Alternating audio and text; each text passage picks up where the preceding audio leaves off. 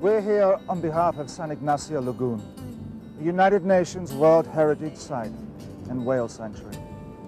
This pristine lagoon is afforded the same international protection as the Grand Canyon, the Great Barrier Reef, and the Egyptian pyramids under United Nations treaty.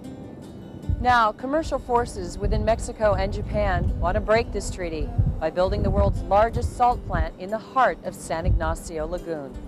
This would desecrate this World Heritage Site, and we simply cannot allow this to happen for economic gain.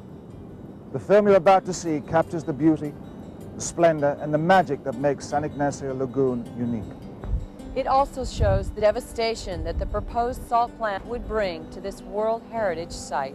We, as world citizens, call on the United Nations to take appropriate actions to keep San Ignacio Lagoon as it is, alive, wild, and free. A true model of a United Nations World Heritage Site. Thank you. In this rugged land known as the Baja Peninsula, there is a place about halfway down its Pacific coastline where a massive lagoon cuts its way into this land, allowing mountains and desert to meet the sea.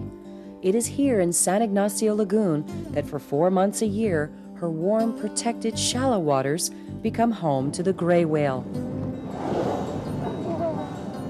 And it is here that magic can be found.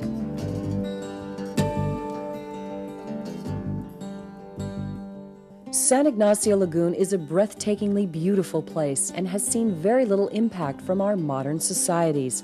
There are no paved roads, no electricity, no plumbing, no TV, no man-made developments of any kind, with the exception of a few small fishing and ecotourism camps. Just nature in all her majesty. San Ignacio Lagoon hosts a diverse, unique, and fragile ecosystem which is home to North America's southernmost mangrove forests. The mangroves, the surrounding land, and the lagoon host a variety of wildlife that have coexisted in a delicate balance over the span of time. Due to its diversity, uniqueness, and unspoiled splendor, San Ignacio Lagoon was declared a United Nations World Heritage Site and Whale Sanctuary in 1988 by 159 nations, including Mexico and Japan. The local residents have learned to live in harmony with the lagoon and its wildlife through fishing, aquaculture, and ecotourism. This is part of my life. I love this place, and when the people come in here, I say with my partners, this place is very special, it's magic, and we need to take careful with this, to preserve, to control the activities. We fishing here, we make activities with the whales. It's fantastic. Gray whales make one of the longest annual migrations found in nature, traveling over 10,000 miles from the frigid waters of the Bering Sea to mate and give birth to their young in the warm, shallow, protected waters of San Ignacio Lagoon.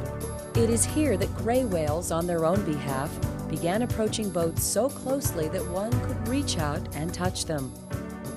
Trying to describe this magical interaction is nearly impossible.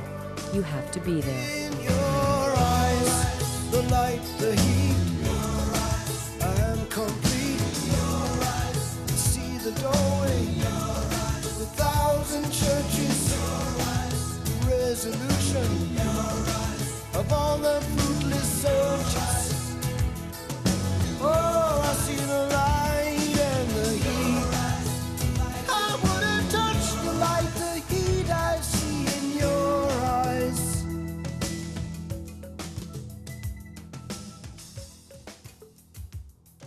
Having these leviathans actually seek us out to be touched is amazing, because not long ago, when whales encountered small boats like these, they were full of whalers with harpoons. Twice in the last century, we have brought the gray whale to the verge of extinction. After being put under international protection, the gray whale made a mighty comeback. But now, once again, they find themselves, along with the other wildlife that make this United Nations World Heritage Site their home, threatened by the hand of man. Exportador del Sol, known as ESSA, which is jointly owned by the Mexican government and Japan's Mitsubishi Corporation, planned to build the world's largest salt plant right in the heart of San Ignacio Lagoon. The 90% of the area that will be flooded will enhance the environment. It will not diminish the environment, it will improve it, because we will convert dead land into a wetland. By ESSA's own admission, the proposed plant would sacrifice over 100,000 acres of internationally protected lands for the network of roads and buildings. Loud, giant diesel engines would pump over 6,000 gallons of water out of the lagoon every second, flooding over 100 square miles of the surrounding land. This would destroy much of the natural habitat, including mangrove forests, turning them into massive evaporation ponds. A mile-long pier over 20 times longer than the one shown here would be built to accommodate the giant diesel tankers and supersized cargo ships that would now be coming to the lagoon. If we live in a world where there are whales and where there are places like this, and where this Laguna San Ignacio is not an industrial zone like Bayou, New Jersey. And what they're talking about is transforming this place into a huge 200 square mile industrial zone, and it's just inappropriate. ESSA officials claim that their existing salt plant here at Scammons Lagoon is a benchmark of industry working hand in hand with nature. According to ESSA officials, this plant has had little or no impact on the whales, the lagoon, or the surrounding land. So in terms of San Ignacio, if you were to go down whale watching in the future, if this project is approved and is built, you really wouldn't see any difference. It is clear that the proposed salt plant would have a dramatic effect on the now pristine lagoon and surrounding lands of San Ignacio. My name is Dr. Jim Sumich, and I've been working on gray whales here in this lagoon for about 2 decades. And the value of this lagoon really resides in its pristine condition that it now is. These animals occupy an ecosystem that is essentially unchanged by human activity right now. The gray whales of San Ignacio Lagoon are giving us a wake-up call. Presently, the construction of the salt plant has been delayed, thanks to the international gathering at San Ignacio Lagoon of the world's leading environmental organizations, including Mexico's Group of 100, along with some heavyweight celebrity help. I think vigilance is the word, because I think, we're all going to go away tomorrow over this weekend, and I think it's keeping that communication open and making sure that the world at large knows about what's happening down here. As the sun sets on yet another magical day here, because of these combined efforts, a new environmental impact study is being done, and there is still a window of opportunity to keep San Ignacio Lagoon and all of its magical life alive, wild, and free. There should be places like this because it's good for humanity when there are.